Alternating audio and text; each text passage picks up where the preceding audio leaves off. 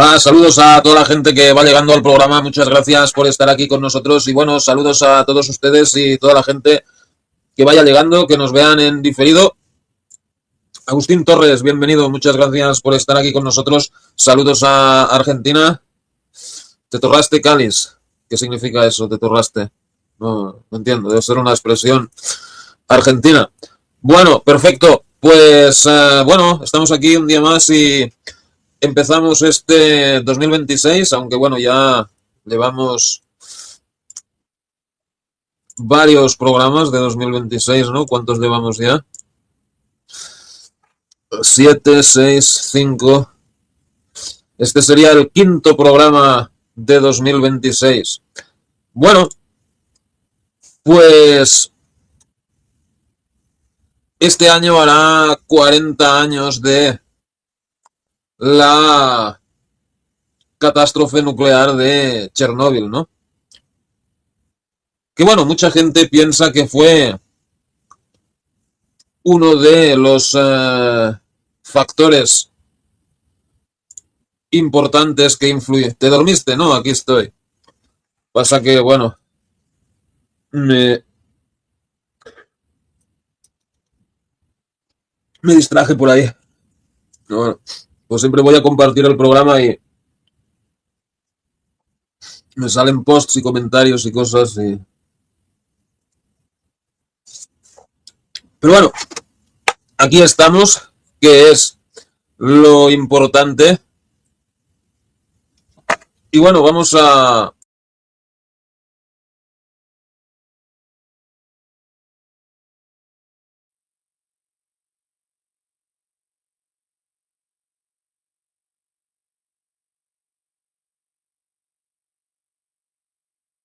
¿Será un sabotaje el accidente de la central de Chernóbil? Bueno, aparte de el factor económico, ¿no? Los miles de millones que se gastaron en los rescates, la limpieza y todo el rodo, no se puede dejar ir también que justo al lado de la central de Chernóbil había unas antenas a las que, bueno, en círculos de inteligencia y de radioaficionados le llamaban el pájaro carpintero, ¿no? Porque se escuchaban como unos martilleos, ¿no? Cuando... Bueno, de hecho, la misión de esa antena era esa exactamente, la de... ¿Se fueron todos de repente? Había hace nada... ¿Hay alguien ahí mirando? Ah, qué raro. Aquí dentro me salen 0 personas mirando y afuera 2 personas mirando. Bueno, en fin. Ok.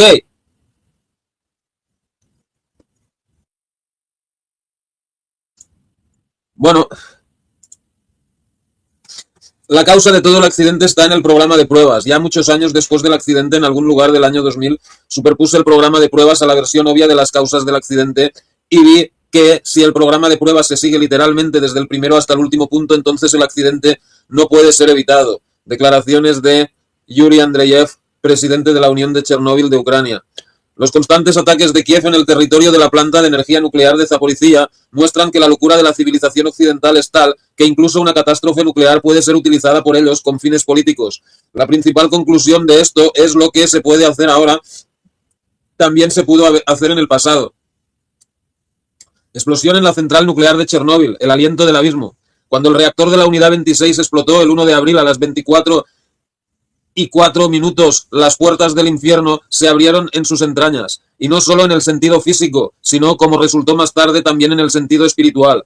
La temperatura en el momento de la explosión en la zona alcanzó varios miles de grados. Cerca de 100 toneladas de combustible caliente fueron arrojadas al medio ambiente. Cuánta angustia, sufrimiento y dolor sin fin trajo este accidente a nuestro país, que en realidad sufrió un ataque nuclear limitado. Imaginemos cómo fue encontrarnos con este infierno para la gente que trabajaba en la cuarta unidad, y luego para los bomberos que vinieron a apagar lo que era imposible apagar. Todos ellos, tanto los que se encontraron con el accidente como los que intentaron llenar este abismo con agua, lograron una hazaña inconmensurable y sin precedentes. Varios empleados se enfrentaron a este abismo cara a cara, así como la mayoría de los bomberos, después de haber recibido terribles quemaduras por radiación, murieron poco después del accidente en una terrible agonía inhumana.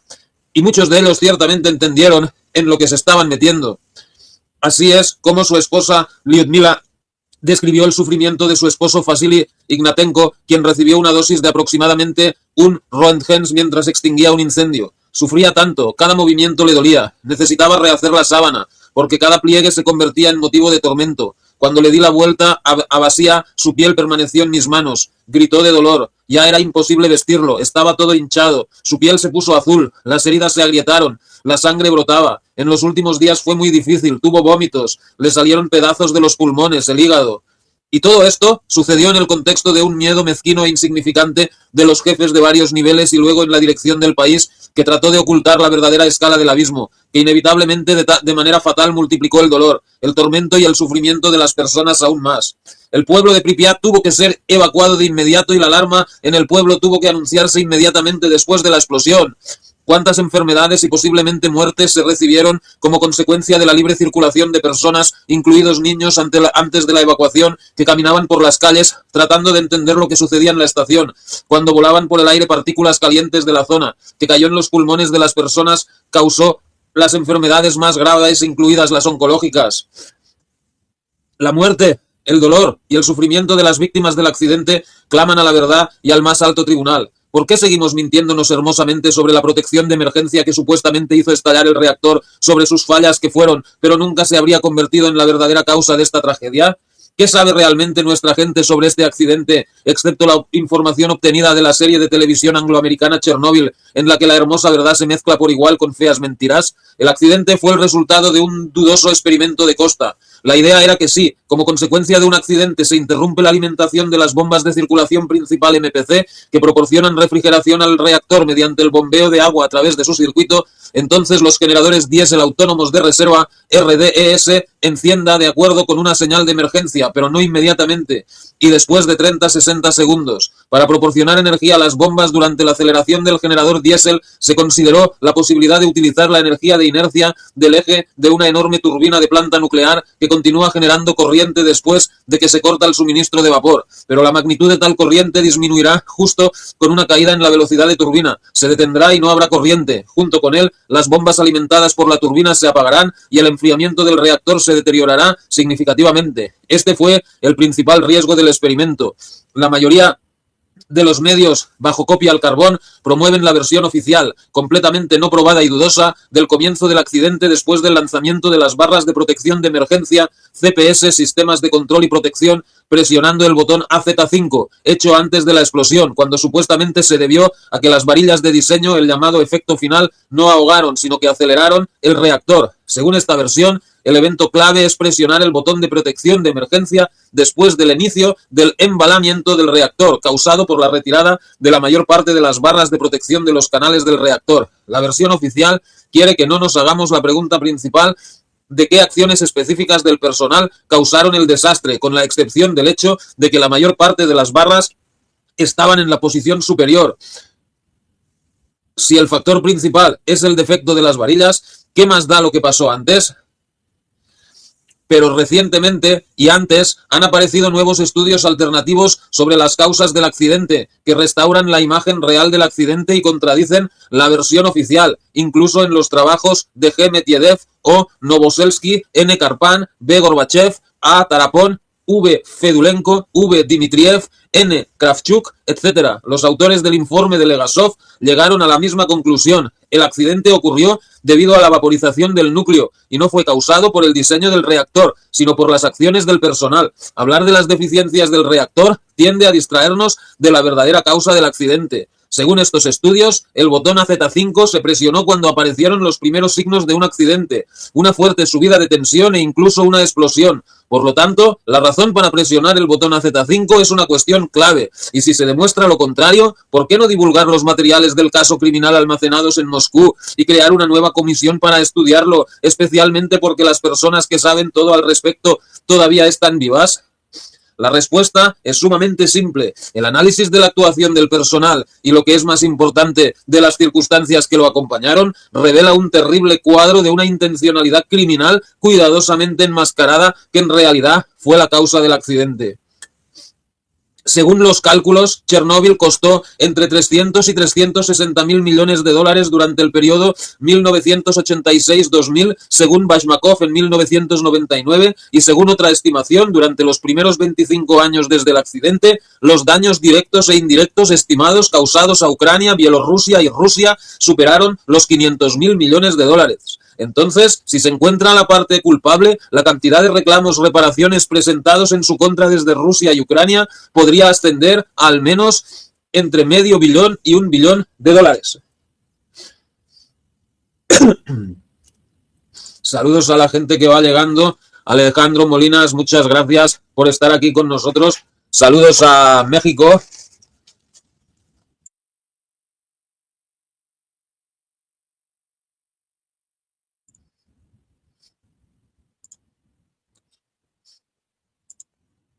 Versión sabotaje. Un reactor nuclear es una instalación altamente confiable y la principal posibilidad que pueda causar un accidente es la falla del sistema de enfriamiento. Pero el control del reactor es un proceso regulado muy complicado, cuya violación irreflexiva también puede tener graves consecuencias.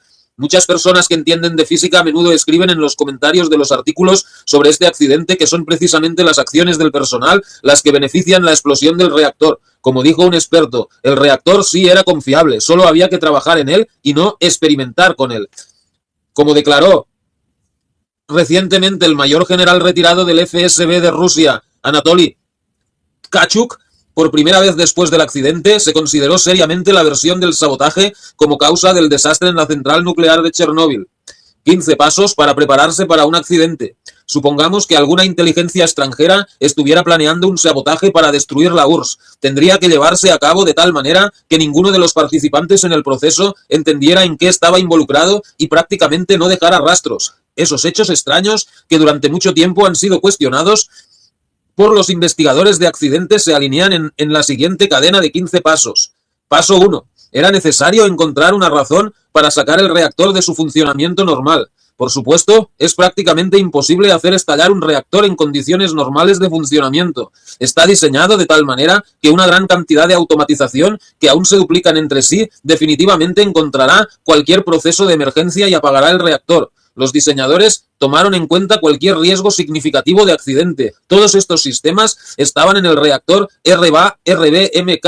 Así, durante el accidente de la central nuclear de Leningrado en 1975, que por cierto se produjo en un escenario muy similar, fueron todas aquellas protecciones que no funcionaron o fueron retiradas en la central de Chernóbil las que funcionaron perfectamente en la central nuclear de Leningrado. El reactor se apagó y la escala del accidente no fue tan crítica. Y se encontró la razón en la realización de un experimento resumido, absolutamente innecesario y absurdo. ¿Dónde se ha visto que se permiten experimentos en un reactor industrial? Para eso están los reactores de investigación. A pesar de lo absurdo de este experimento, en muchos materiales, incluida la serie de HBO y en una entrevista con A. Dyatlov, se demuestra que este experimento supuestamente era extremadamente importante y necesario. Calculemos cuántas estaciones. Dyatlov era el que controlaba la sala de mandos de la central y todo ese rollo. Calculemos cuántas estaciones en ese momento estaban equipadas con reactores RBMK, además de la planta de energía nuclear de Chernóbil, Kursk, Smolensk, Ignalinsk, Leningrado, que además de la planta de energía nuclear de Chernóbil operaba alrededor de 12 unidades, y todos trabajaron de manera segura, pero nadie exigió que el sistema de desaceleración se pusiera en funcionamiento, y mucho menos realizar ningún experimento. Solo la planta de energía nuclear de Chernóbil decidió por alguna razón sorprender a todos, lo que provocó el accidente. No había análogos de este sistema en ninguna parte del mundo. La idea de una desaceleración fue propuesta por el diseñador jefe del reactor on the Coast Down Mode, carta de Nikiet, referencia número 049253 del 24 de noviembre del 76. Según V. Dmitriev, los ideólogos consideran que el modo de reducción de TG es la tercera fuente de energía independiente para un suministro de energía confiable, junto con una fuente como las baterías y los generadores diésel. Una buena fuente cuya vida útil está determinada por el margen de inercia del rotor TG, la confiabilidad y la estabilidad por los procesos en la unidad de potencia en sí, y no hay necesidad de hablar de independencia. De lo que se ha dicho, ya está claro que el suministro de las propias necesidades en el modo de parada del turbogenerador es más que una empresa dudosa. Según el ingeniero jefe adjunto de la central nuclear de Chernóbil para Science, N. Karpan, quien realizó pruebas de resumen hasta 1986, la idea de utilizar la desaceleración del TG, o sea, el turbogenerador, como un sistema de seguridad adicional es absurdo. Como se indica en el Informe Nacional de Ucrania de 2006, la realización de estas pruebas desde las posiciones de hoy es ilegal. Según V. Legasov era un científico que mandó ahí el gobierno para investigar el accidente y todo este rollo, ¿no? Según V. Legasov, este experimento no debería haberse llevado a cabo en la estación, sino en un puesto especial construido por el diseñador de la turbina, y era necesario seguir el camino de reducir el tiempo de puesta en marcha y alcanzar los parámetros requeridos de los generadores diésel de reserva. Sería posible reemplazar los generadores diésel de la estación de Chernóbil con los que harían todo normal. Todo el procedimiento para estas pruebas y comprobaciones simplemente sería innecesario. De hecho, después del accidente hicieron exactamente eso. Comenzaron a usar generadores con un tiempo de arranque más corto. Y estos inspiradores encontraron artistas específicos, casi fanáticos o aún malhechores, que no querían detenerse ante nada. Incluso de una explosión muy real, incluso antes de una explosión muy real del reactor, en aras de alguna dudosa innovación técnica. Y de nuevo, ¿valió la pena?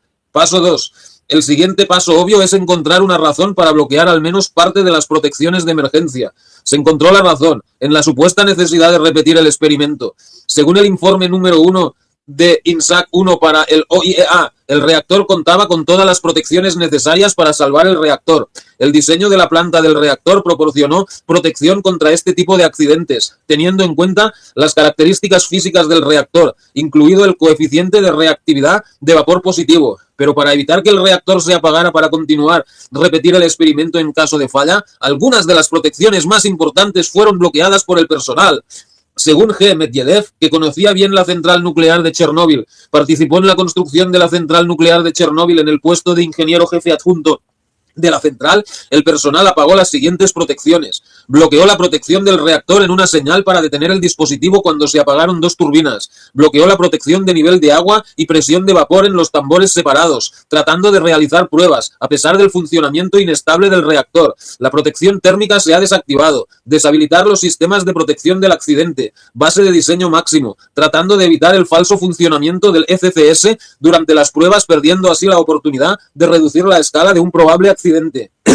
También se supone que la versión sobre la desactivación de la protección para ambos turbogeneradores es la excusa de Dyatlov para justificar su error. En realidad, el personal no pudo realizar un segundo experimento. Esta hipótesis fue planteada por expertos que asesoraron al autor al escribir el último artículo. Las pruebas en sí implicaban la parada de algunos de los equipos, turbinas, MCP, PEN, que habría que poner en marcha. Este es un proceso largo, especialmente con circuitos eléctricos modificados. El programa de prueba no dijo sobre pruebas repetidas. Si esto es cierto, entonces la motivación de las acciones de la dirección del experimento en términos de inhabilitación de protecciones, adoptada en documentos oficiales, puede no reflejar su lógica real. Como dijo acertadamente el académico A. Alexandrov sobre esto, y allí, en el bloque aproximadamente out, solo no había protección contra un tonto que planeó desactivar la protección por el bien de su experimento. ¿Es un tonto? ¿O personas muy inteligentes que querían desactivar la estación? El reglamento prohibía cualquier bloqueo de las defensas. Las principales y reales afirmaciones que realmente se pueden hacer contra los diseñadores del reactor son que existía la posibilidad de un apagado externo, incluso en protecciones extremadamente importantes. Pero eso no es todo. Los organizadores del experimento no querían dar a los participantes la más mínima, ni siquiera una posibilidad insignificante de salvar el reactor. El sistema ECCS de emergencia, que proporciona refrigeración al reactor en caso de accidente, se apagó e incluso se bloqueó manualmente, lo que hizo que se perdiera la posibilidad de reducir la escala del accidente. Al mismo tiempo, cuando ocurrió el accidente, intentaron desbloquear este sistema manualmente en condiciones completamente insoportables y murieron personas. Paso 3. O sea, había algunas personas que sabían lo que estaban haciendo y algunos por debajo que no sabían, ¿no? Aunque bueno, incluso aquellos que sabían puede ser que no se dieran cuenta de la gravedad de lo que estaban haciendo, ¿no? Que, o sea, pues la CIA o quien fuera que estaba detrás les hubieran contado que era otra cosa, ¿no? Porque creo que el Dyatlov ese ni siquiera era ingeniero nuclear. Él antes había trabajado en una central eléctrica, pero no en una central nuclear. Paso 3. Durante las pruebas fue necesario obligar al personal a realizar un experimento en un reactor en funcionamiento. Es muy importante que, o sea, ¿ves? Ahí está. Es muy importante que anteriormente las mismas pruebas se llevaron a cabo solo en la planta de energía nuclear de Chernóbil en 1982, 1984 y 1985, y cada vez que el experimento terminó en falla debido a fallas en el sistema de generación actual, pero sin accidentes ni incidentes. Todas las pruebas anteriores fueron de hecho eléctricas, ya que en ellas el reactor fue amortiguado previamente por la protección y no participó en las pruebas, mientras que el experimento de 1986 se llevó a cabo en un reactor en funcionamiento, con una serie de protecciones desconectadas, lo que supuso una grave violación de las normas. Según Yu A. Potemkin, ex subjefe de la GVP, Fiscalía Militar Principal de la URSS, ambas turbinas fueron apagadas mientras el reactor estaba operando. Esto es una locura. Para ser honesto, esto provocó una explosión. Paso 4. Después del accidente fue necesario crear una opinión en los círculos profesionales y luego en la sociedad de que el accidente supuestamente ocurrió no como resultado de errores o acciones delictivas del personal, sino como resultado de errores de los diseñadores del reactor. Claro, o sea, no solo para esconder sus culpas, sino pues para desprestigiar a los rusos de paso, ¿no?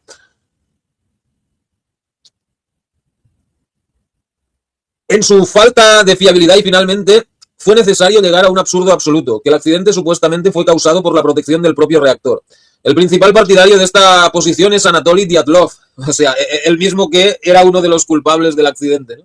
Ingeniero jefe adjunto, quien acaba de dirigir todo el experimento. Entonces, en una de sus entrevistas, aparentemente en algún momento al comienzo de su encarcelamiento, afirmó lo siguiente: si me sintiera culpable de tal catástrofe, diría francamente que ya no viviría. No tomé decisiones arriesgadas sobre el reactor. Lo consideré completamente inaceptable. No sucedió antes, no sucedió el 26. El experimento en sí no tuvo nada que ver con el accidente. El reactor podría estar en tal estado durante la realización de absolutamente cualquier trabajo. Y en una entrevista posterior dijo: era necesario realizar un experimento. Esto siempre se hace, ya que era un sistema de diseño. Este experimento no tuvo nada que ver con el accidente. Y el programa se compiló, en general, de manera competente, significativa. Discutimos varias veces y ahora casi todos los expertos están de acuerdo en que fue la protección de emergencia lo que hizo estallar el reactor.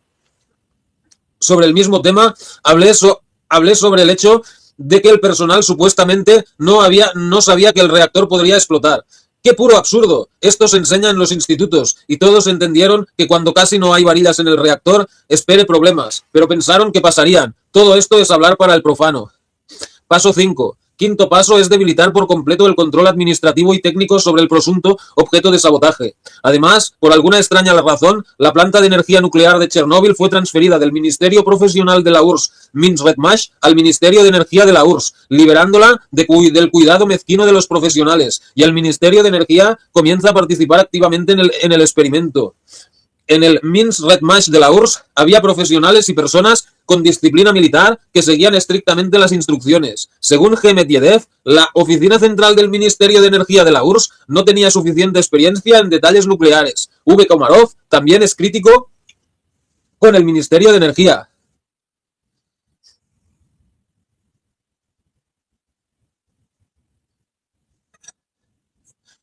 Paso 6. El sexto paso es debilitar al personal líder en la instalación propuesta, que no interfiera con el experimento, o consciente o inconscientemente permitiera las violaciones necesarias allí.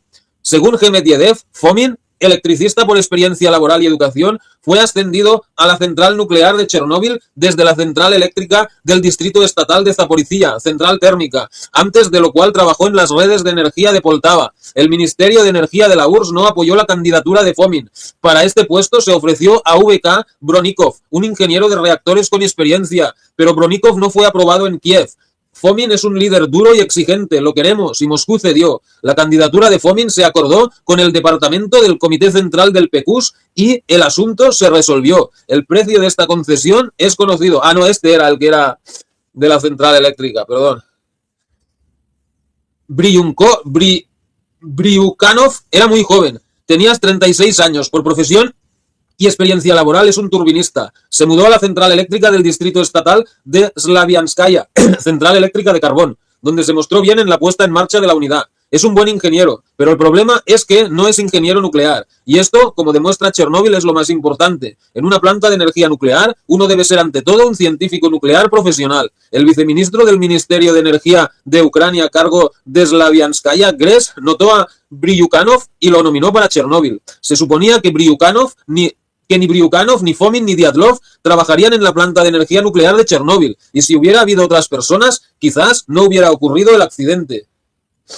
Esto es lo que dice el propio Fomin sobre esto en su discurso final en el juicio. ¿Por qué no garanticé la seguridad de la planta de energía nuclear? Soy electricista de formación y lo he estado haciendo durante 17 años. Habiendo aceptado tomar el puesto de ingeniero jefe de una planta de energía nuclear, tomé cursos a corto plazo y luego estudié de forma independiente nueva producción, pero debido a la falta de tiempo no pude explorar completamente todas las complejidades de la física. Antes del accidente permanecí inmóvil durante más de 4 meses después del accidente automovilístico. El cuerpo está muy débil. ¿Alguien sabe cómo es para un electricista convertirse en ingeniero jefe de una planta de energía nuclear? Pero los titiriteros que planearon esta acción y el sector del Comité Central del PQS sometido a ellos y obediente a ellos los pusieron allí a propósito. Uno tiene la impresión de que Fomin inicialmente no estaba muy ansioso por asumir esta posición, entendiendo la responsabilidad, pero se le ofreció. Simplemente se montaron. ¿Ha sucedido esto en otras centrales nucleares? Como escribe B.I. Gorbachev, la planta de energía nuclear de Chernóbil fue la única planta de energía nuclear donde ni el director ni el ingeniero jefe eran especialistas nucleares en absoluto. Naturalmente, tales gerentes y empleados fueron seleccionados por sí mismos. En la planta de energía nuclear de Chernóbil, en esos días florecía el nepotismo y cualquier crítica era reprimida por métodos administrativos. El periodista L. Kovalevskaya escribió mucho sobre esto. Si quieres destruir algo, pon a los no profesionales. Este principio de sabotaje silencioso sigue funcionando con éxito. Entonces, ¿por qué el experimento comenzó? ¿Qué pasó?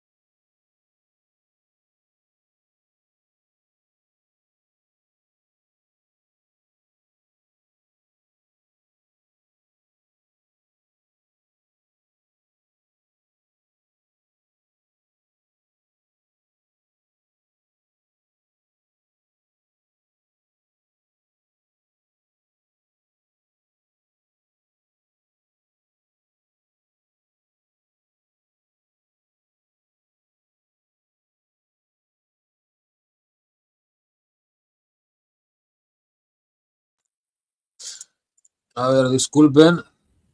No, me dejó de compartir y luego... A ver.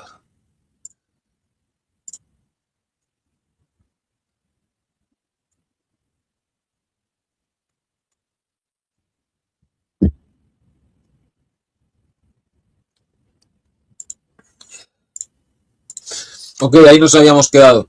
Vale, perfecto.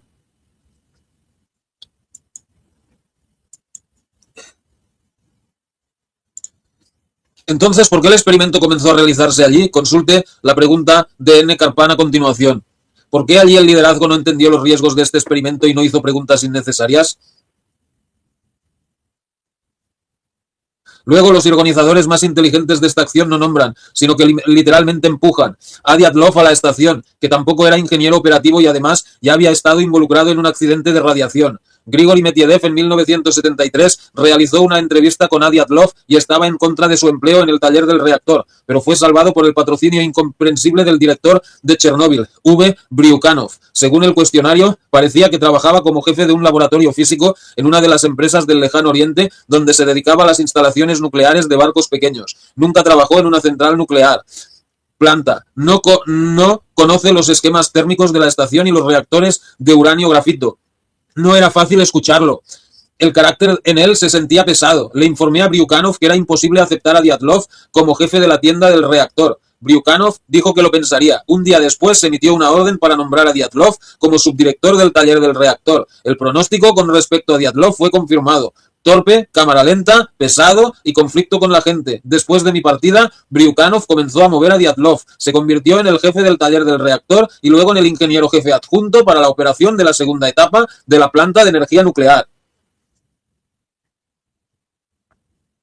Y otro comentario interesante de Víctor Grigorevich Smagin, jefe de turno de la cuarta unidad. Dyatlov es un hombre pesado y lento. La columna vertebral de los físicos gerentes. Dyatlov se reunió en el lejano oriente, donde él mismo trabajaba como jefe de un laboratorio físico. Orlov y Sitnikov, ambos muertos, también son de allí. Y muchos otros son amigos y compañeros de su trabajo anterior. Paso 7. Establecer una tarea ante la gestión poco profesional de la estación que a priori no podría ser realizada por ellos. Y se planteó la tarea al mismo tiempo extremadamente difícil. Agotamiento.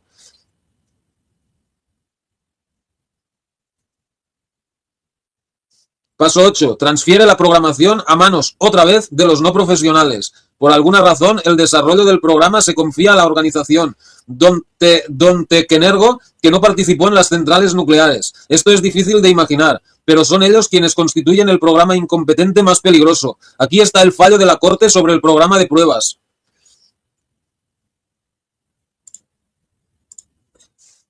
El programa de prueba fue elaborado por G. P. Metlenko, un ingeniero del equipo de Dontekenergo, que no tenía los conocimientos y la experiencia necesarios para operar reactores nucleares. Bryukhanov, Fomin, Dyatlov y Kovalenko, este programa no se desarrolló adecuadamente, aunque contenía desviaciones significativas de las regulaciones tecnológicas. A pesar de esto, Fomin, Dyatlov y Kovalenko lo firmaron. De acuerdo con este programa, el personal realizó posteriormente pruebas que terminaron en un accidente el 26 de abril de 1986. El programa de prueba tuvo que ser coordinado con el supervisor científico, diseñador jefe, Gosateme Menergonatsor y el ingeniero jefe adjunto de la planta para la ciencia, pero esto tampoco se hizo.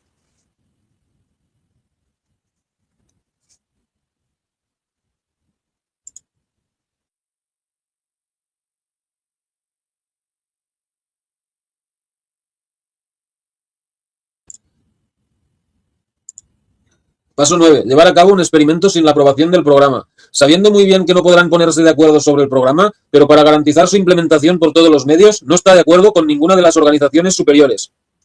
¿Alguien puede imaginar tal cosa en las condiciones del más severo rigor de cualquier regulación en la URSS, especialmente en términos de energía nuclear secreta? Vale la pena prestar atención a un detalle curioso. Por un lado, el jefe de Nikiet, el académico Dolezal, no sabía nada sobre el experimento que se estaba preparando. Por otro lado, cierto alto funcionario, que permaneció desconocido, de Nikiet, el diseñador del reactor, trató de cabildear a través de sus representantes para llevar a cabo este experimento. Experimento también en la central nuclear de Kursk. No menos sorprendente, el director científico del proyecto Chernóbil, el académico Anatoly Petrovich Alexandrov, director del IAE, que lleva el nombre de AIIV Kurchatova, a estos dos grandes especialistas se les atribuyó toda la culpa del reactor malo. Paso 10. Retire a todos los profesionales que puedan interferir en el experimento sin que se produzca un accidente. Luego, inesperadamente, el físico profesional ingeniero jefe adjunto de ciencia NV Karpan, que ha estado realizando estas pruebas desde 1982, es reemplazado inesperadamente por Adi Atlov, que nunca ha estado involucrado en este programa y muy probablemente hasta el final no entendía el peligro del problema. Las pruebas anteriores, en 1985, en la unidad de energía número 3 de Chernóbil, supuestamente fueron exitosas, pero no fue posible registrar los resultados de la prueba. De los materiales del tribunal se deducía que el programa de prueba tenía que coordinarse con N. Karpan, pero esto tampoco se hizo. Y aquí hay otra rareza.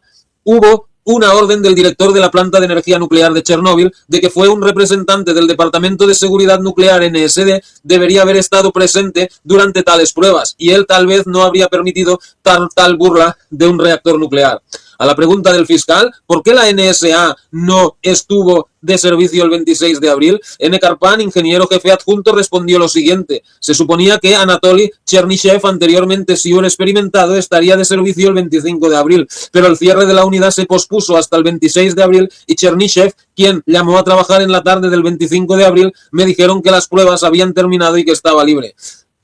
Me preguntó quién lo llamó.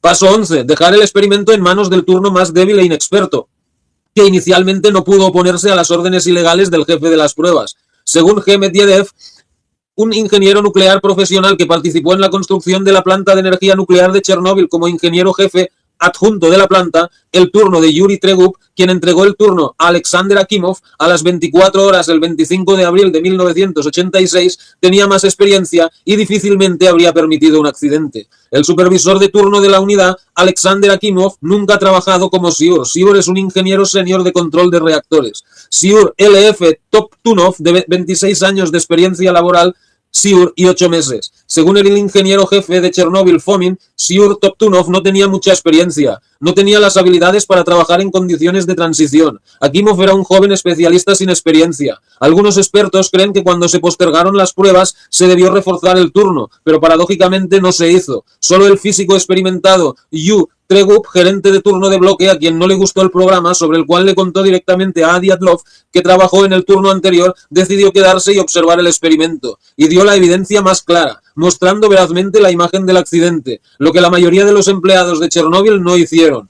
Paso 12. Poner el personal en las condiciones más difíciles, sin antes familiarizarlo con el programa, combinando varios experimentos para presionar al jefe de prueba y al turno. Luego, para aumentar la probabilidad de un resultado desfavorable de estas pruebas, todos los participantes en el programa se ponen en condiciones extremas, presionen al líder Dyatlov, realizan el experimento a toda prisa, ponen el experimento en los más inexpertos. Cambio, no familiarice al personal con el programa experimental de antemano. Combine pruebas de desaceleración incompatibles y pruebas de vibración de turbina defectuosa. Superponga un programa sobre otro y obtenga lo que sucedió, un accidente. Lo más interesante es que el personal se familiarizó con el programa no de antemano, sino durante su turno. La gerencia no entendió los peligros en este experimento. Según Yuri Tregub, supervisor de turno del bloque número 4, el 25 de abril de 1986 asumí el turno. Al principio no estaba listo para las pruebas. Solo 2 horas después, cuando entré en la esencia del programa, solo después de leer cuidadosamente el programa, entonces tuve muchas preguntas. No me gustó el programa por su vaguedad. Era evidente que lo hizo un electricista de Dontekenergo. Según el informe de Legasov, al OIEA, el motivo principal del comportamiento del personal fue el deseo de completar las pruebas más rápido, la violación del procedimiento establecido en la preparación y realización de pruebas, la violación del propio programa de pruebas, la negligencia en la gestión de la instalación del reactor indican una falta de comprensión por parte del personal de las características del flujo de procesos tecnológicos en un reactor nuclear y su pérdida de la sensación de peligro. Así, la causa raíz del accidente fue una combinación sumamente improbable de violaciones al régimen de orden y operación cometidas por el personal de la unidad de potencia. El trágico resultado de las pruebas puede haber sido influenciado por la probable presión sobre el jefe de pruebas, el ingeniero jefe adjunto de la planta de energía nuclear de Chernóbil, Anatoly Dyatlov, quien aparentemente tenía la tarea de lograr el éxito a cualquier precio. Esto se evidencia por el testimonio autorizado de Vladimir Ivanovich Komarov, académico de la Academia Rusa de Ciencias Naturales, PhD. Según su entrevista con Continent.org, en el momento crítico en que la potencia del reactor cayó casi a cero, ver más abajo, cuando hubo que apagarlo, el destino dio una posibilidad real de evitar un accidente. Es posible que un funcionario del sector de supervisión de la planta de energía nuclear, bajo el Comité Central, llamó a la unidad del PQS, subordinado al secretario del Comité Central del PQS, V. Dolgov, Volgic y ordenó a Dyatlov que continuara con las pruebas. Haz un control o te jubilarás o serás el ingeniero jefe de la nueva central nuclear de Chernóbil 2. Esta prueba se basó en el hecho de escuchar grabaciones de conversaciones telefónicas en la cuadra, en el proceso de su participación en la investigación de las causas del accidente, y también fue confirmada por él en 2 entrevistas televisivas. El hecho de la llamada también es confirmado por el ex subdirector de la planta de energía nuclear de Chernóbil, Alexander Kovalenko. Sin embargo, dicha persona rechaza categóricamente tal posibilidad. El punto más importante es quién sancionaba y controlaba el accionar de este sector. ¿Dónde van los hilos para organizar este sabotaje? Paso 13. Conexión de un número adicional de bombas a la turbina Runout. Otra diferencia importante del experimento fue que, sin antes, solo participaban 2 MPC en el experimento. En 1986 se decidió aumentar su número a 4 y también conectar una bomba de agua de alimentación FPU, lo que aumentó aún más los riesgos de empeoramiento del enfriamiento del reactor. Al mismo tiempo, el número total de bombas en funcionamiento no fue de 6, sino de 8. Paso 14. Funcionamiento del reactor con un número peligrosamente bajo de varillas en el núcleo. Todo el mundo sabe que el reactor está controlado y silenciado por varillas absorbentes. Cuantas más varillas, más controlable es el reactor. Cuando el número de varillas cae por debajo del límite permitido, el reactor puede iniciar una fuga descontrolada que provoque un accidente. Según V.M. Fedulenko, Instituto de Energía Atómica, que lleva el nombre de I.V. Kurchatov, registro del margen de radiactividad operacional antes de la explosión. Solo 2 varillas. Esta es una violación grave y catastrófica de las regulaciones tecnológicas. Cuando el margen de reactividad cae a 15 varillas, el reactor debe apagarse inmediatamente. Y antes de la explosión, trabajaba con 2 varillas. Y nuevamente, el motivo de la eliminación de las varillas de la zona fueron las instrucciones de Dyatlov. Después del apagado automático del reactor, el destino se opuso a este accidente para que el reactor funcionara, aunque estaba en el pozo de yodo y tuvo que ser atascado. El personal se opuso, pero el gerente los amenazó con despedirlos.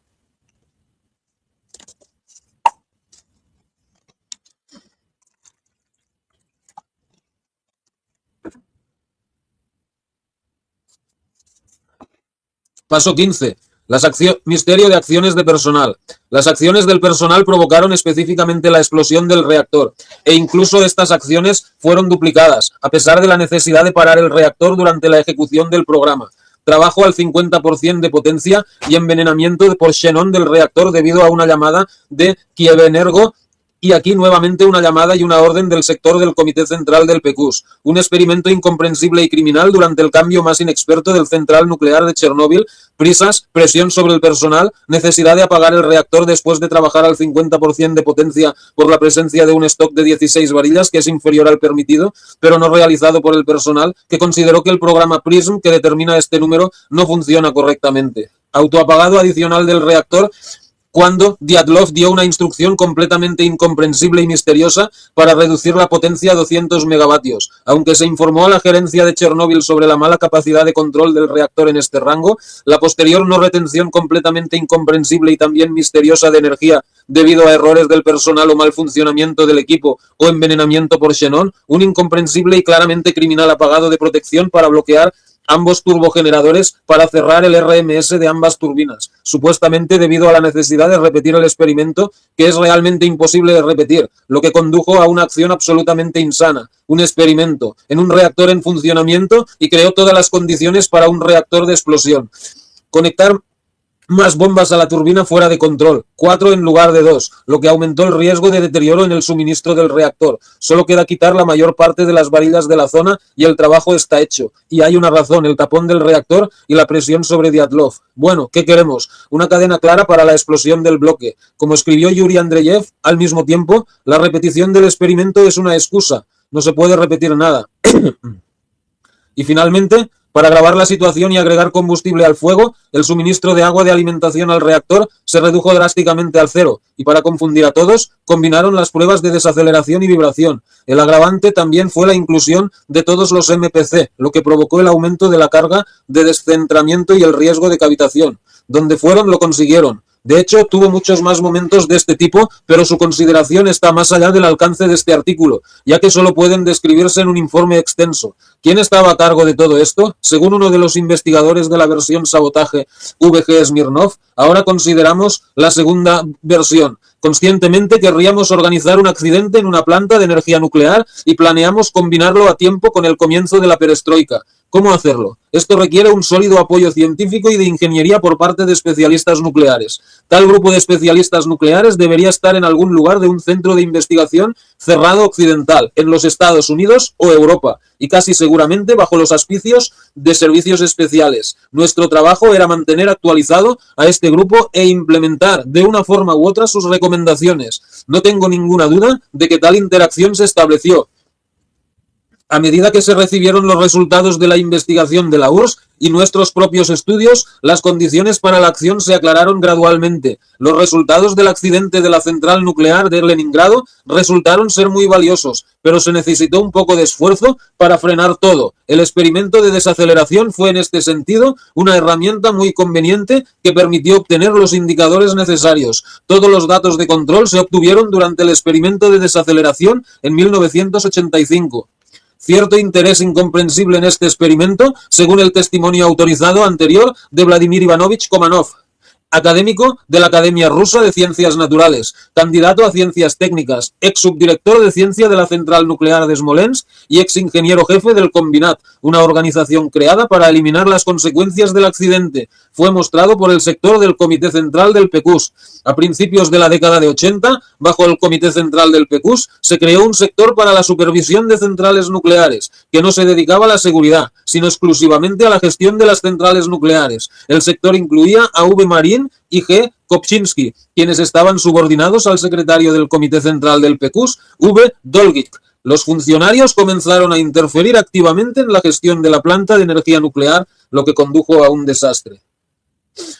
Lo más interesante es que, a pesar de lo absurdo de la política de personal, todo el personal principal fue aprobado en el mismo departamento misterioso del Comité Central del PQS. Los hilos de esta cadena descienden hasta el nivel del Comité Central del PQS. Según V. Komarov, es posible que al menos 2 veces el funcionario anterior intervenga en el curso del experimento. La primera vez llamando a la unidad con una solicitud de mantener el reactor al 50% de potencia, y la segunda vez obligando a Dyatlov a realizar el experimento. Como escribe B.I. Gorbachev, más tarde, el misterioso trabajador de nomenclatura del Comité Central del PQS, que investigó las causas del accidente de Chernóbil, compartió con nosotros la siguiente información. Presidente de la URSS, Gaen Malishev, logró demostrarle a M.S. Gorbachev, o sea, el presidente de entonces, que orden para llevar el cuarto reactor al poder pasó del departamento subordinado a él, secretario general del PQS. Otro de los investigadores del accidente de Chernóbil, el físico nuclear ucraniano Nikolai Kravchuk, se refiere a que tras leer su trabajo, cierto académico dijo: Nikolai Vasilevich, tengo la impresión que fue un crimen brillantemente planeado. Y además afirma: no es así, creo que los principales arquitectos del desastre de Chernóbil fueron aquellos que querían el colapso de la Unión. La explosión del reactor se planeó de antemano y se llevó a cabo bajo la dirección del Comité Central de Gorbachev del PQS y se culpó cuidadosamente al personal de la estación. ¡Wow! Ese último párrafo ha sido impresionante, ¿no? Bueno, sí, o sea, bueno, eso de que Gorbachev y tal era agente de la CIA y todo este rollo, ya hice otros programas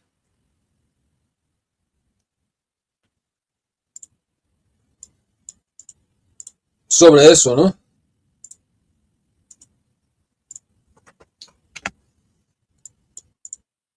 No sé si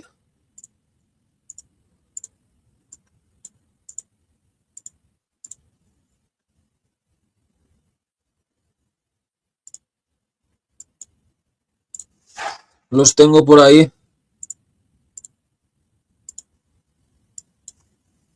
Les pasaré el link, ¿no?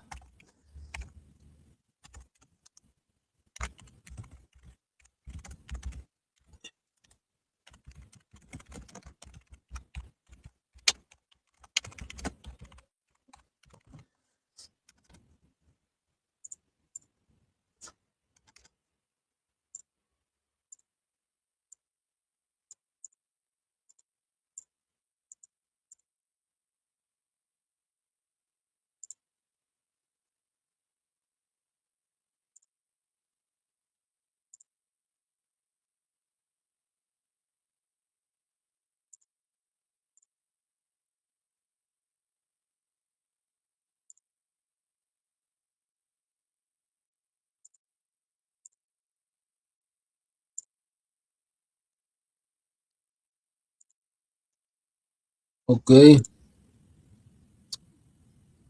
Ah, ah, ah. Ah, los videos.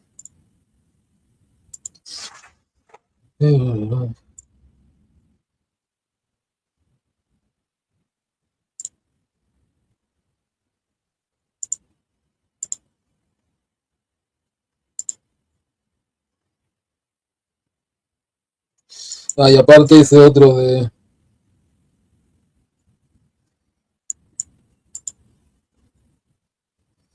Chernobyl, ¿no?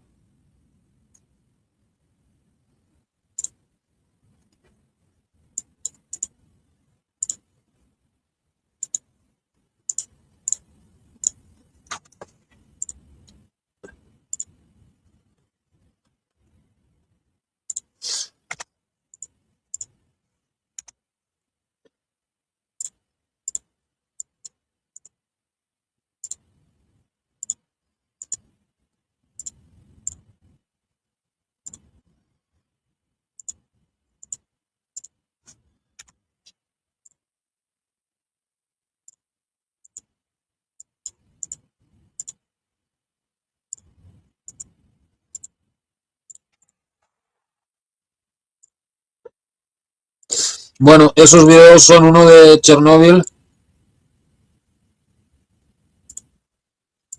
y otros dos sobre Gorbachev. Y bueno, como les decía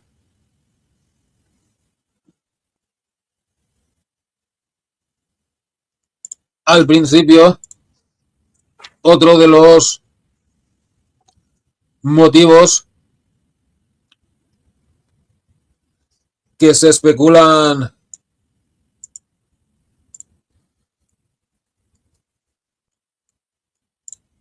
sobre el accidente es lo del pájaro carpintero, ¿no? O sea, estas antenas que estaban justo al lado.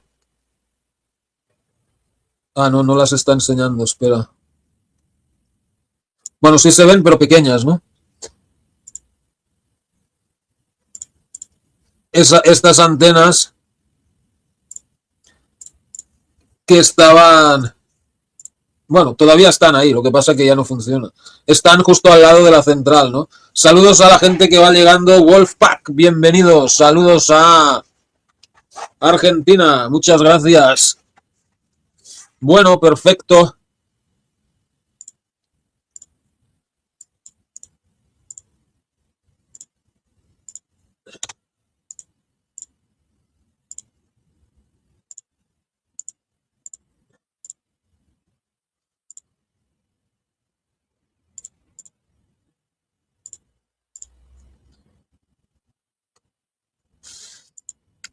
Ok. Sabiendo lo que sabemos sobre las capacidades del virus Stuxnet del Mossad, bueno, el Stuxnet fue una operación conjunta de la CIA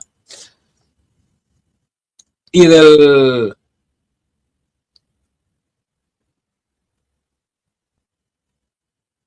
Mossad que lo metieron dentro del programa nuclear iraní. Y bueno, o sea,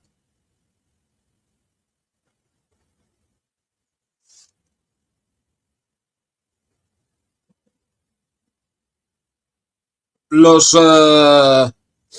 los volvieron locos a los iraníes, ¿no? O sea, y además era como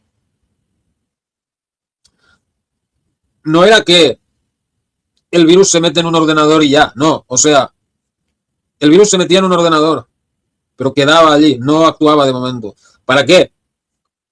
Para que si tú metías en el ordenador un USB o un disco o lo que sea, el virus se ponía ahí. Entonces, si tú metías el USB en otro ordenador, ese ordenador también se infectaba. Y entonces, cuando el virus empezaba a actuar, todos los ordenadores de las centrales nucleares estaban infectados, ¿no? Y así, pues no solo volvieron locos a los iraníes, sino que, bueno, eh, Supongo que también tendrían algún sistema para controlar los ordenadores a distancia y tal, pero mira, ves, ahí está. Stuxnet es un gusano de ordenador malicioso descubierto por primera vez el 17 de junio de 2010 y que se cree que fue desarrollado desde por lo menos 2005. Eh, Stuxnet tiene como objetivo los sistemas de control y adquisición y supervisión de datos y se cree que es responsable por causar daños sustanciales al programa nuclear iraní, después de que fue instalado por primera vez en un ordenador en la instalación nuclear de Natanz en 2009. Aunque ni Estados Unidos ni Israel han admitido abiertamente la responsabilidad, múltiples organizaciones independientes de noticias afirman que Stuxnet es una arma cibernética construida conjuntamente por los dos países en un esfuerzo colaborativo conocido como Operación Juegos Olímpicos. El programa, empezado durante la administración Bush, fue rápidamente expandido durante los primeros meses de la presidencia de Barack Obama. Bueno, no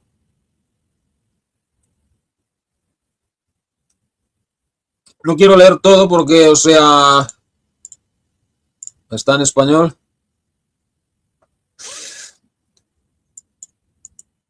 No quiero leer todo porque no es el tema del programa, pero el rollo es que lo que viene a decir este artículo es si pudieron infectar los ordenadores de Irán, pudieron hacer lo mismo con los de Rusia,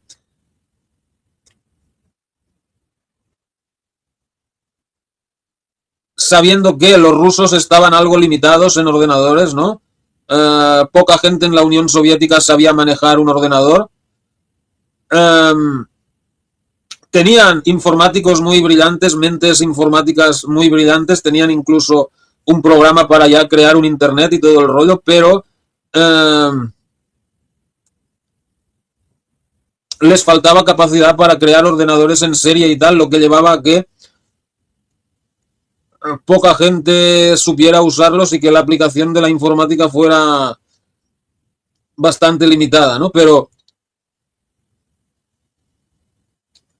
bueno, una central nuclear supongo que ahí deberían haber tenido algunos, solo que ese hubieran conseguido infectarlo, pues ya está.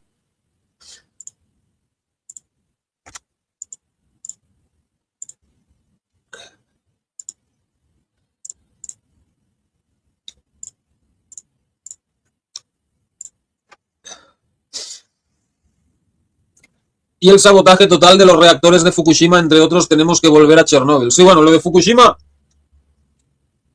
fue otra cosa bastante rara, ¿no? O sea, se dice, bueno, lo primero raro fue la fecha del accidente, 11 de marzo de 2011, una fecha que para los que estén escuchando que sean españoles tiene bastante significancia. Que bueno, no es solo el número 11, o sea, es 11 del 3, 3 veces 11 es 33, el número de la masonería, ¿no? Y bueno, hay diversas teorías, ¿no? Se dice que pudieron haber hecho estallar un arma nuclear en el fondo marino, lo que provocó el tsunami, y luego la radiación de la bomba quedó enmascarada con... O sea, si hubieran conseguido al mismo tiempo hacer estallar la bomba y provocar alguna clase de fallo en Fukushima, pues ahí tienes el accidente. Y bueno, se decía que el motivo era porque los japoneses eran demasiado amigos de los iraníes o no sé qué rollo, ¿no? Pero bueno, yo no sé si eso es así o... pero es raro de cojones lo de Fukushima también, ¿no? Pero bueno, respecto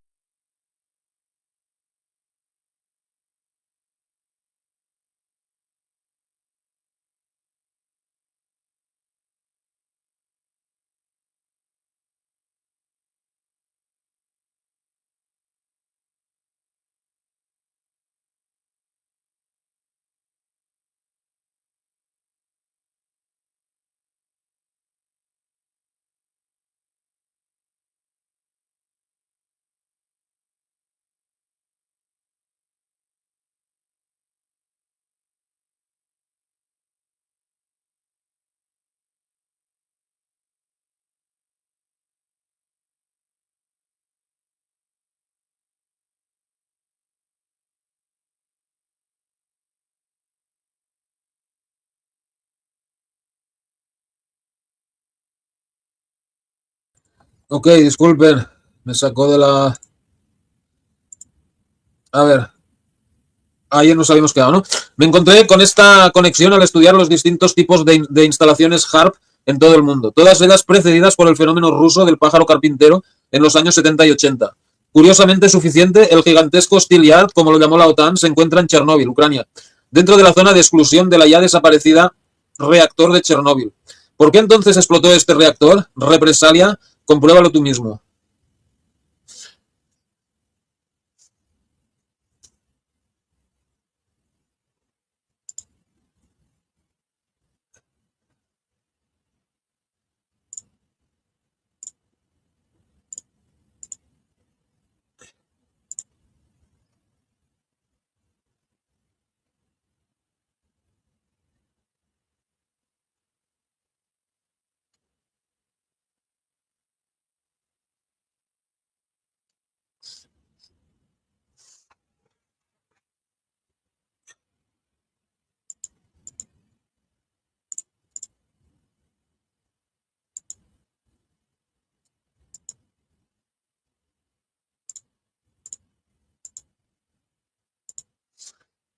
¿Casualidad o un sabotaje deliberado?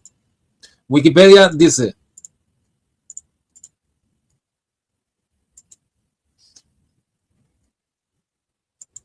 el pájaro carpintero ruso era la notoria señal de radio soviética que podía escucharse en el bandas de radio de onda corta en todo el mundo entre julio de 1976 y diciembre de 1989. Sonaba como un golpeteo agudo y repetitivo a las 10 hercios. De ahí el nombre de pájaro carpintero.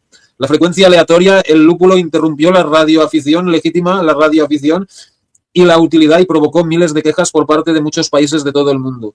Durante mucho tiempo se creyó que la señal era de un sistema de radar más allá del horizonte, OTH.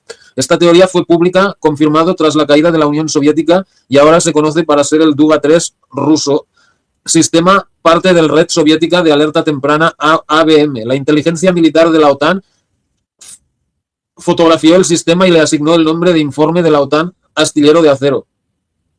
Y convenientemente abandonado ahora, como estaba dentro de la ahora zona muerta nuclear de 30 kilómetros tras Chernóbil desastre. Ni siquiera podían enviar la enorme antena a ningún sitio así que contaminado. Denunciante testimonio. Investigando un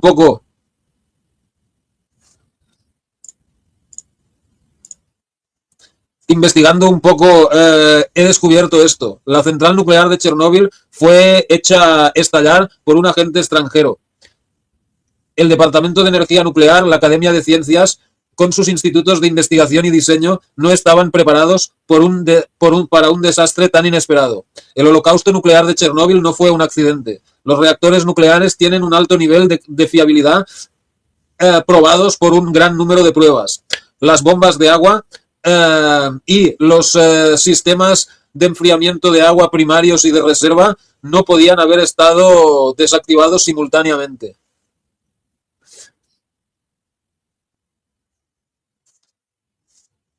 La foto del reactor volado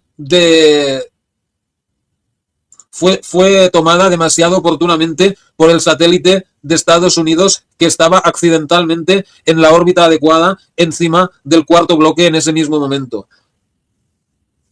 Hechos analizados lógicamente y desarrollos de la Guerra Fría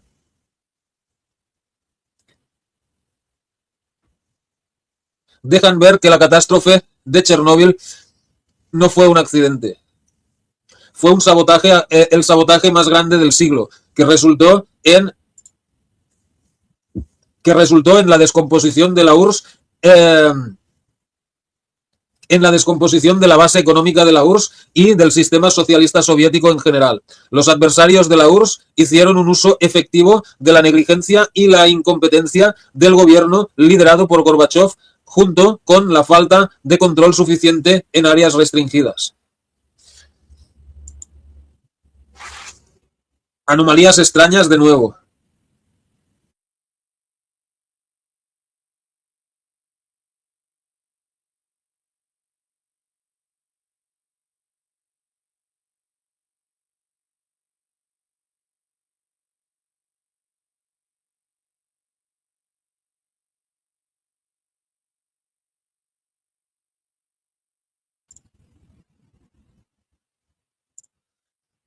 Anomalías extrañas de nuevo. Miren a los problemas inexplicables experimentados por en Chernóbil son extrañamente similares a los de Fukushima, pero sin el tsunami. El desastre empezó durante el test de sistemas del sábado 26 de abril de 1986 en el reactor número 4 de la planta de Chernóbil, que está cerca de la ciudad de Pripyat y a una proximidad cercana de la frontera administrativa con Bielorrusia y el río Dnieper. Hubo una pérdida de electricidad repentina y cuando se intentó un apagado de emergencia,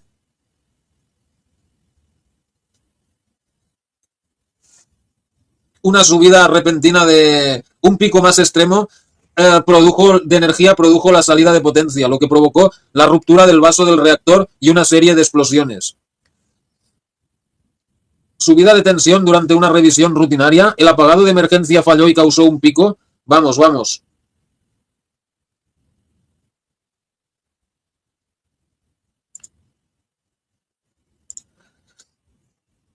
Es totalmente lógico, como lo es la manera de los malignos de los malignos que quieren dominar el mundo. A ellos les gusta vengarse y enseñar lecciones severas a los que están por debajo de ellos. Por eso ustedes no oyen otros líderes mundiales criticando a la máquina industrial militar con base en los Estados Unidos. Bueno, ahora sí un poquito, ¿no? Pero en aquella época en que se escribió este artículo, no.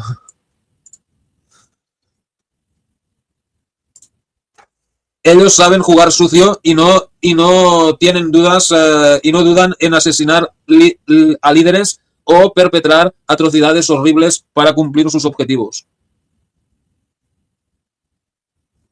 Se cree que el Mossad, además de implantar su software de interferencias en las operaciones de Fukushima y de Irán, también plantaron no solo la bomba atómica que causó el tsunami de Fukushima, pero que tienen varias otras cerca de la costa de Japón, con las cuales están chantajeando todo el país a la submisión. No me sorprendería. Recuerden que el Mossad es solo uno de los brazos sucios de la élite global, pero uno muy efectivo.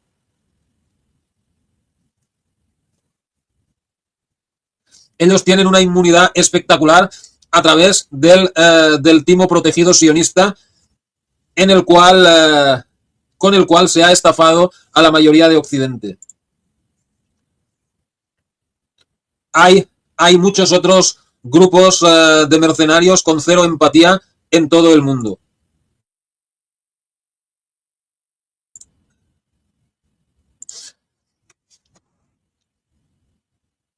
También es fácil para los agentes del Mossad con aspecto de Oriente Medio hacerse pasar por extremistas musulmanes mientras realizan ataques asesinos contra civiles inocentes y operaciones de bandera falsa en toda la región y en todo el mundo. Claro, un judío, el aspecto físico de muchos judíos sefarditas y de casi todos los judíos mizrahis es el mismo de un musulmán árabe, ¿no?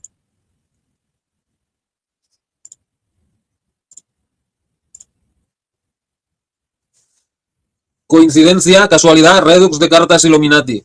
La comprensión general del pájaro carpintero varía, pero es la siguiente en cuanto a que se podría ser un dispositivo de control mental similar a HARP. El ordenador desarrollado en Ucrania, el juego Stalker, tiene una trama centrada en la central nuclear de Chernóbil y el accidente nuclear allí. El juego destaca mucho la realidad. El juego destaca mucho lugares reales de la zona, incluyendo las antenas de Duga 3.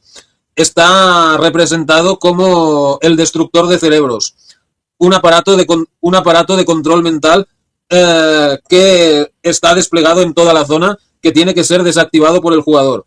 El pájaro carpintero ruso también apareció en el programa That's Impossible de History Channel como un posible aparato de control del clima usado por la URSS.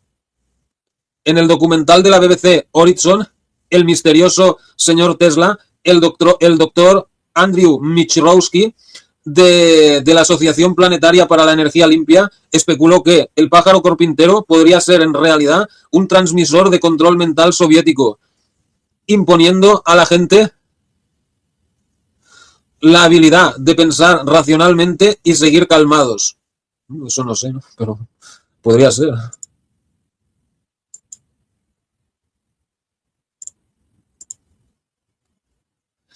No es la primera vez. En 1982, el presidente Ronald Reagan aprobó un plan de la CIA para sabotear la economía de la Unión Soviética a través de transferencias encubiertas de tecnología que contenían averías secretas, incluyendo software que más tarde provocó la explosión de un gasoducto, según un antiguo funcionario de la Casa Blanca. Thomas Reed, el antiguo secretario de la Fuerza Aérea y miembro del Consejo de Seguridad Nacional, describe el episodio en el libro The Abyss, An Insider's History of the Cold War, que será publicado el mes que viene.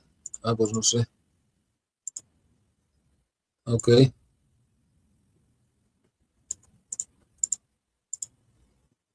Pues no sé si estará por ahí. Ah, mira, ahí está. Oh.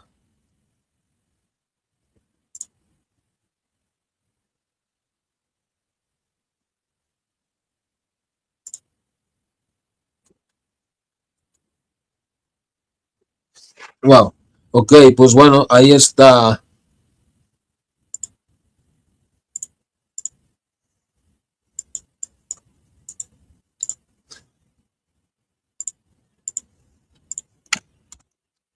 el libro este, ¿no?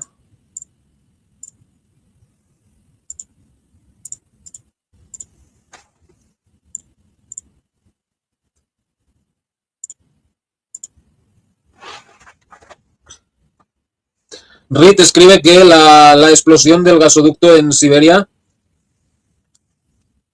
era solo un ejemplo de la guerra fría económica contra la Unión Soviética que la CIA realizó bajo el director William Casey durante los últimos años de la Guerra Fría, para distorsionar el suministro de gas soviético, sus ganancias de divisas de Occidente y la economía interna rusa. El software de la tubería que tenía que activar las bombas, las turbinas y las válvulas estaba programado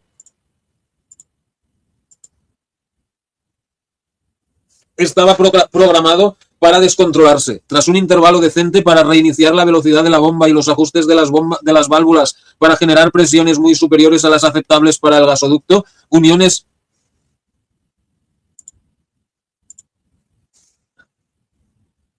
para las uniones y soldaduras del gasoducto, escribe Reed.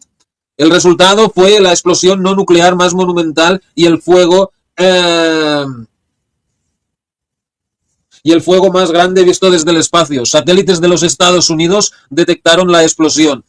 Mientras ahí no hubo bajas físicas por la explosión de la tubería, hubo un daño significante a la economía soviética. Continuará. Y así sigue la imparable búsqueda del poder mundial. Lo mismo de siempre. Pero está bien saber que esto está saliendo a la luz aunque sea tarde, pero no es demasiado tarde. Es justo a tiempo. Sigan despiertos. Está todo alrededor de ustedes. Wow. Pues sí, claro. O sea, fue una mezcla o sea,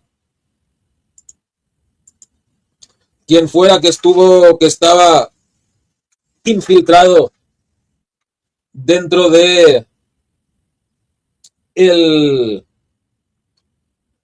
el gobierno ruso, ¿no? Simplemente manipular a ciertas personas para que hagan lo que tú quieres, y si al mismo tiempo y si al mismo tiempo hay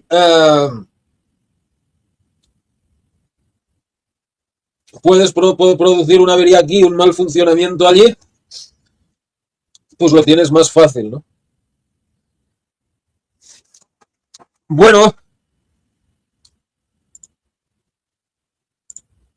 perfecto.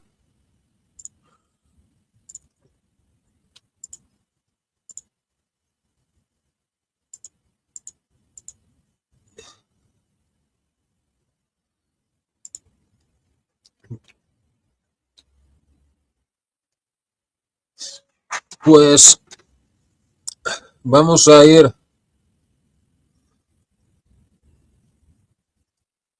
con otro tema.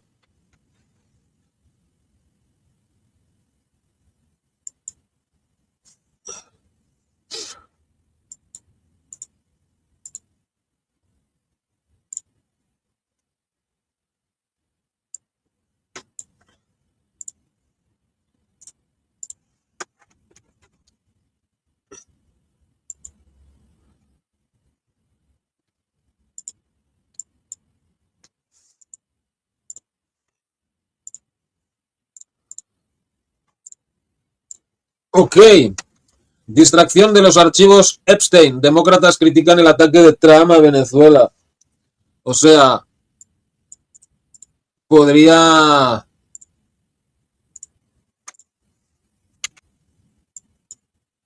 Bueno, y para terminar con lo de Chernóbil, ¿no? Bueno, pues yo lo he dicho varias veces en tertulias, programas y tal, ¿no? Que tengo la impresión, y bueno, lo he investigado porque, o sea, lo he leído en... Porque para esto, lo mejor es leer no los libros occidentales de historiadores occidentales y todo este rollo, porque ahí siempre, pues bueno, ponen conclusiones que ellos han leído de, pues, de los asesores de seguridad occidentales y tal. Lo mejor son los libros de los que lo vivieron desde dentro, ¿no? Libros escritos por rusos que no se han publicado en Occidente, pero que están en la red, aunque bueno, están en ruso, pero se pueden traducir, ¿no? Y ahí está toda la información, ¿no?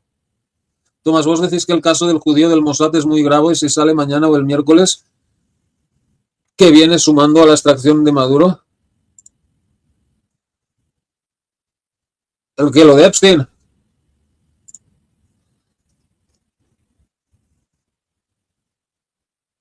¿Pero qué es lo que va a salir mañana? ¿Cosas del caso Epstein? Bueno, van sacando cosas a cuentagotas, pero no sé.